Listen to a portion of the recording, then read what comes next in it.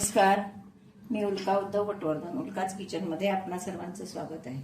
आज आपण आपल्या किचनमध्ये बिना कांदा लसूण अशी तुरडाळ आणि थोडी मूगडाळ त्याच्यात घातली अशी आपण आमटी करणार आहोत. त्याच्यात कांदा लसूण काहीही घालणार नाहीये, अशी मी तुम्हाला आमटी करून दाखवणार आहे.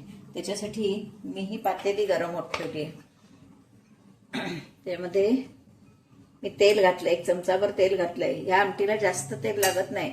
वरून फोडणी घातली तरी सुद्धा चालतं. मी तशी सुद्धा तुम्हाला दाखवणार आहे वरून फोडणी घातलेली. मग त्याला तर अगदीच कमी तेल लागतं. कमी तेलाची आपली आमटी होते. तर ह्या आमटीला आपण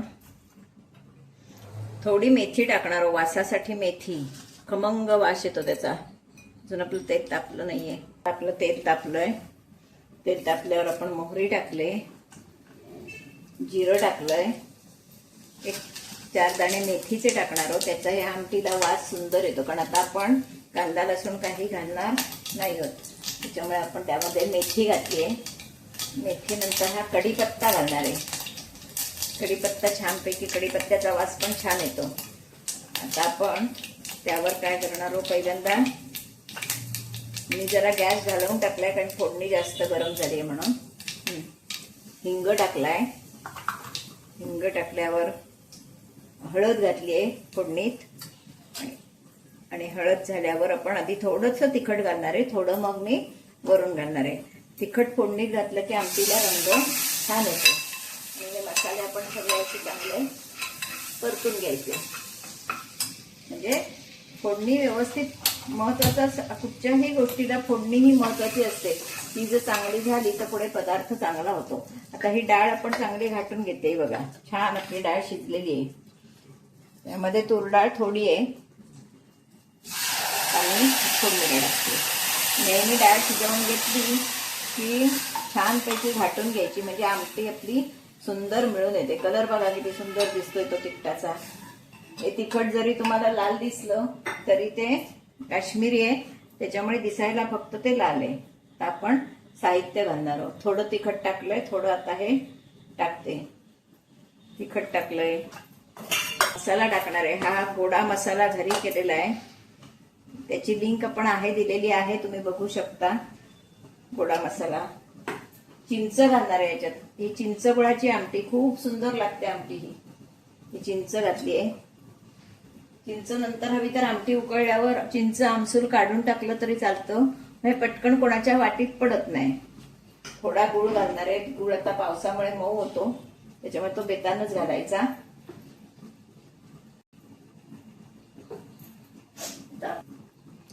मीठ घालायचं राहिलंय, मीठ घातलं. आता आपलं आमटीत सगळं घालून झालेलं आहे. अशी चांगली ढवळून घ्यायची, म्हणजे सगळा मसाला एकजीव होतो. आणि नंतर आपल्या आवश्यकतेनुसार आपण त्यामध्ये पाणी घालायचं. तर मी पाणी घालते.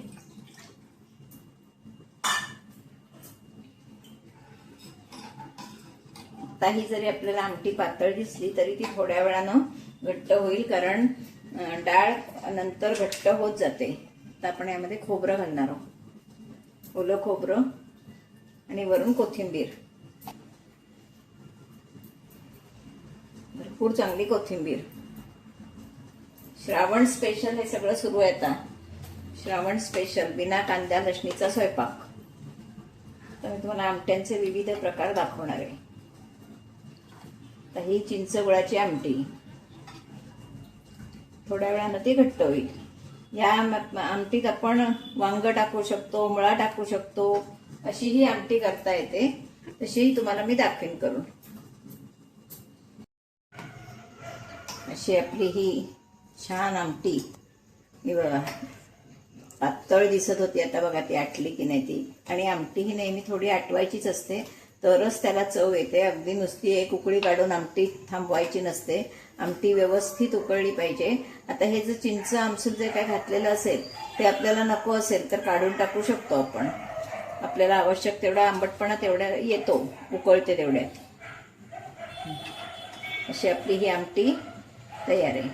आता ही मी आमटी कशी केली, हा माझा व्हिडिओ तुम्ही पहिल्यापासून शेवटपर्यंत बघा. डाळ शिजवून घेतली होती, ती कशी घातली, काय काय केलं, साहित्य काय काय घातलंय महत्वाचं म्हणजे. आणि बिना कांदा लसणीशिवाय सुद्धा आमटी होते हे लक्षात ठेवा. आणि आता श्रावण स्पेशल आपली ही सगळी सिरीज सुरू आहे, तेव्हा सगळे व्हिडिओ नीट बघा आणि श्रावण महिन्यात हे सगळं करून बघा. धन्यवाद.